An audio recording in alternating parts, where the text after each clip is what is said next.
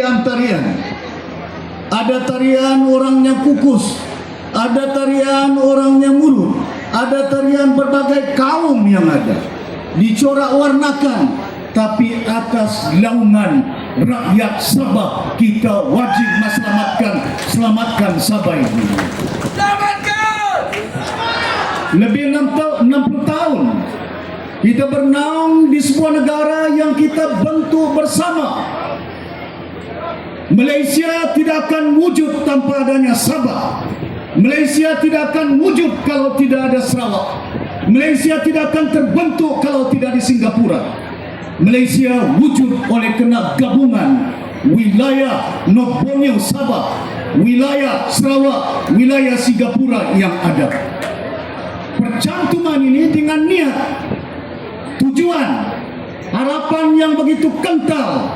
Jiwa pejuang kita, Allahyarham Tun Mustafa, Allahyarham Tun Puat, J. Sundang, Temanggung juga, dan banyak pimpinan-pimpinan lain, Lee Kuan Yew, untuk ingin melihat supaya kita dapat melahirkan sebuah negara yang bukan hanya atas naungan berpadu, bersatu, naungan maju jaya semata-mata. Tapi kita ingin supaya melihat anak kita di peringkat akar umbi bukan hanya menikmati, merasai apa yang berlaku dalam kehidupan mereka pada setiap hari. Kebimbangan saya semenjak kita mencapai kemerdekaan, bayangkan keadaan kita di bumi Sabah ini. Sebuah wilayah yang kaya dengan sumber alamnya. Bukan hanya ada emas di Tawau, tapi hilang tidak tahu kemana. Bukan hanya kayu balak yang ada di Kelabakan, tapi mereka agi-agikan sampai 100 tahun kepada syarikat-syarikat yang ada.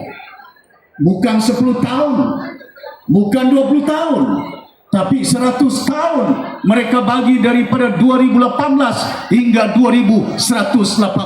Saya ada fakta dia, saya ada dokumen dia. Ini bukan satu fitnah, tapi kita perlu melihat keadaan ini, di mana tanah yang diberikan kepada Yayasan Sabah 1,5 juta hektar.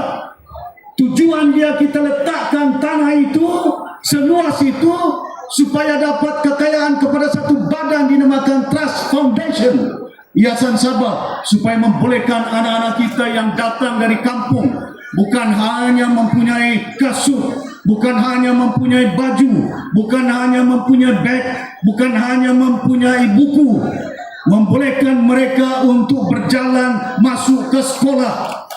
Tapi hari ini kita dapat melihat bagaimana anak kita, ada sekolah yang masih berpapan, ada sekolah yang tidak ada bekalan elektrik, ada sekolah yang tidak ada air, ada sekolah ada kandas tapi tidak ada airnya.